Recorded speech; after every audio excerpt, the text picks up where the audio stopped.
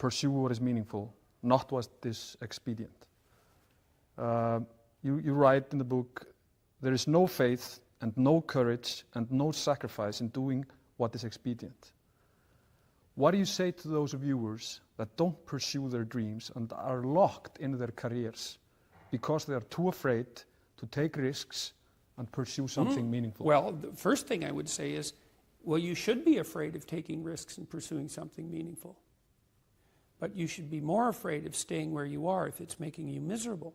It's like the first thing you want to do is dispense with the idea that you get to have any permanent security outside of your ability to contend and adapt. It's the same issue with children. It's like you're paying a price by sitting there being miserable. And you might say, well, the devil I know is better than the one I don't. It's like, don't be so sure of that. The clock is ticking. Yeah, and if you're miserable in your job now and you change nothing, in 5 years you'll be much more miserable and you'll be a lot older. But isn't it a luxury to pursue what is meaningful? Our viewers have mortgages, they have children, they have payments and loans. It's a luxury to pursue because we lack the resources. Well, I don't remember now, I'm not talking about what makes you happy. It's a luxury to pursue what makes you happy. It's a moral obligation to pursue what you find meaningful. And that doesn't mean it's easy. It might require sacrifice. If you need to change your job too, let's say you have a family and children and a mortgage, you have responsibilities. You've already picked up those responsibilities. You don't just get to walk away scot-free and say, well, I don't like my job, I quit. That's no strategy. But what you might have to do is you think, well, this job is killing my soul. All right, so what do I have to do about that? Well, I have to look for another job. Well, no one wants to hire me. It's like, okay, maybe you need to educate yourself more. Maybe you need to update your curriculum vitae, your resume. Maybe you need to overcome your fear of being interviewed.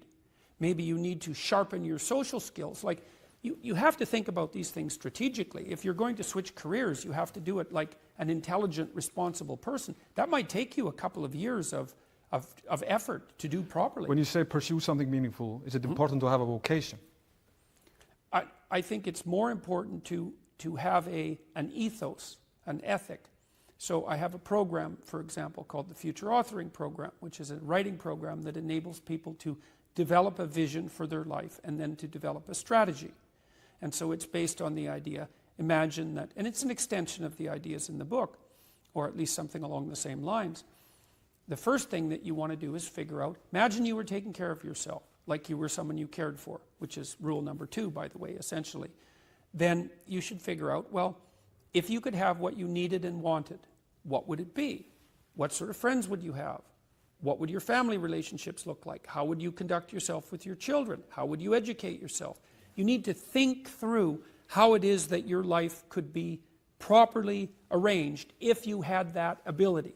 And then you can aim at that. And the funny thing is that if you do posit a goal of that sort and work towards it, you will move towards it. The goal will change because you'll learn things along the way. But I mean, I've dealt with hundreds of people in my clinical and consulting practice, and we set a goal, we develop a vision and work towards it, and things inevitably get better for people.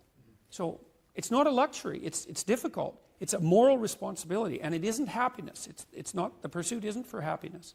It's a moral responsibility to pursue what is meaningful. Absolutely. Yeah.